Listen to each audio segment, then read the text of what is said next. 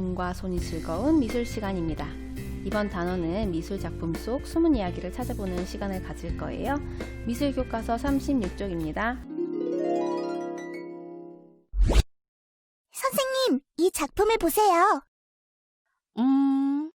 이 작품이 무슨 작품인지 알겠어요? 글쎄요. 무거운 짐을 짊어지고 있는 거 보니 짐을 짊어진 사람 아닌가요? 아니에요. 이 작품은 멕시코 작가 리베라의 꽃을 나르는 사람입니다. 남자가 자신의 몸무게보다 더 크고 무거운 짐을 짊어지고 힘겹게 일어서려는 모습을 그린 거예요. 어깨에 짊어진 짐은 꽃인가요? 네, 꽃이에요.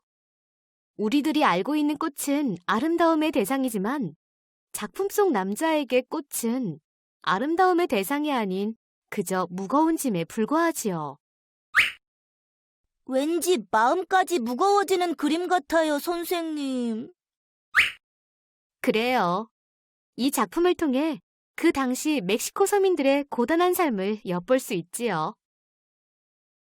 네, 작품을 보니 그림을 그린 그 시대의 배경을 알 수 있을 것 같아요. 맞아요. 우리 함께 다양한 미술 작품을 관찰해보고 작품이 그려진 시대적 배경을 찾아보아요. 교과서에 들어가기 전에 이 그림을 먼저 볼게요. 여기 있는 사람들은 무엇을 하고 있나요? 자세히 확대시켜 볼까요? 이를 뽑고 있네요. 여기는 어디였을까? 지금의 병원 같진 않아요. 벽에 가위도 있고 옆에 세면대가 있고 뒤쪽 사람은 머리에 수건을 들고 있네요. 여기는 이발소예요. 그런데 이발소에서 이발사가 머리는 안 자르고 왜 이를 뽑는 수술을 하고 있는 거죠? 옛날에 유럽에서는 이발사가 외과 진료도 했다고 해요.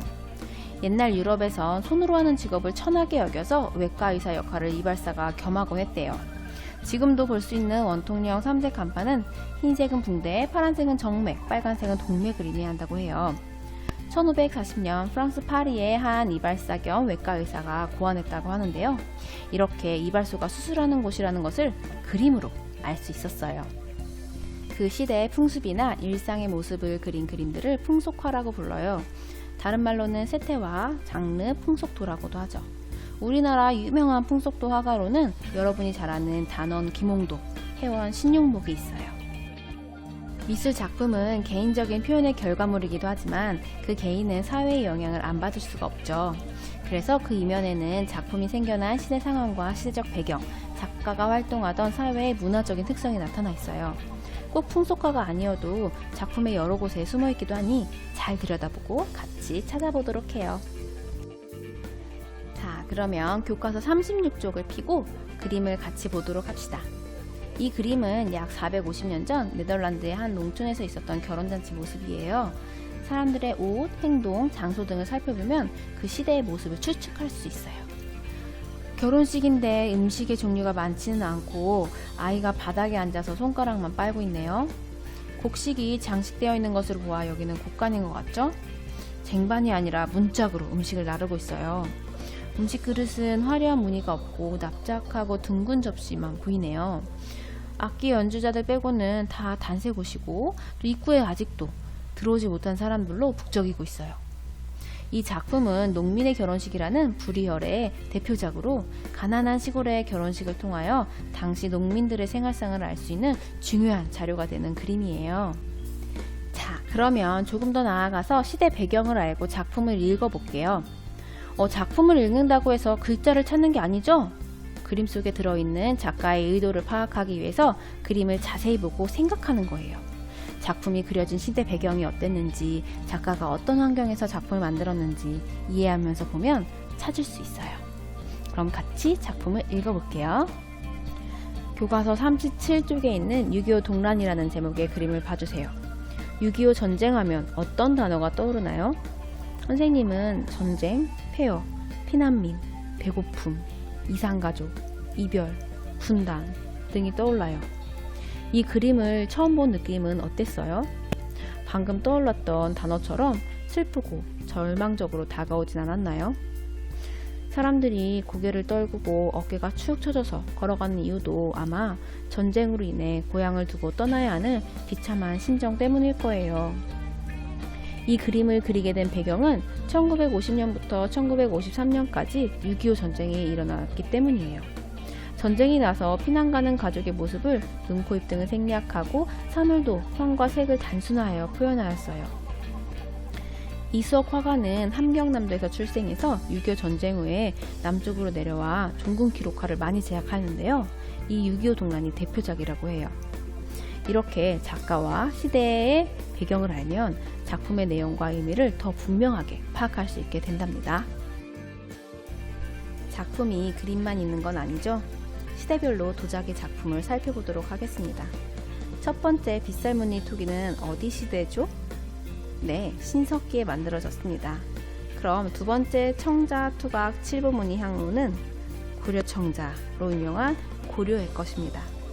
마지막 백자는 가장 가까운 조선시대의 도자기입니다. 시대에 따라 무늬와 모양이 많이 다른데요. 하나씩 자세히 들여다보도록 할게요. 첫 번째 빗살무늬 토기를 볼게요. 신석기 사람들은 왜 이 항아리를 만들었을까요? 신석기 때는 정착 생활을 시작하면서 농사에서 남는 곡식을 보관하기 위해 담아둘 그릇이 필요했기 때문이에요. 그럼 밑은 왜 뾰족할까요? 넘어지지 않게 꽂아서 사용했기 때문인데 꽂는 게 가능하려면 모래나 강가 흙이었겠죠? 농사를 지으면서 물대는 것이 필요했기 때문에 사는 곳이 강가 주변이었다고 추측할 수 있어요. 두 번째, 고려시대 청자의 특징을 찾아볼게요. 항아리라고 하기엔 담을 공간이 작아 보이죠? 이건 향을 피우는 향로예요. 불교 이식에서 사용되는 도구인데요. 화려한 모양과 색을 모아서 당시 왕실과 귀족들을 중심으로 발달했다는 것을 알 수 있어요. 마지막 조선 백자 달 항아리예요. 이제야 항아리답네요. 조선시대 백자가 소박하고 단순한 이유는 기술이 떨어져서가 아니라 유교 사상의 영향으로 소박하고 실용적인 미술이 발달했기 때문이에요. 도자기의 형태도 단순하고 쓰기 편한 실제로 사용 가능한 그릇이 많이 만들어졌어요. 네, 지금까지 시대적 배경과 함께 미술 작품들을 살펴보았어요. 미술 작품에는 그것이 제작된 시대와 지역, 사회의 특징이 드러나기 때문에 시대적 배경을 알면 작품의 내용과 의미를 더 분명하게 파악할 수 있다는 것을 알게 되었죠. 그럼 다음 시간에는 명화를 선택해서 자료집을 만들어 볼 거예요. 시대의 명작으로 여러분이 설명을 직접 적어서 만들 예정이니까 화가에 대해서 알아보고 배경도 찾아보고 정성스럽게 제작해 주길 바래요. 그럼 다음에 또 만나요.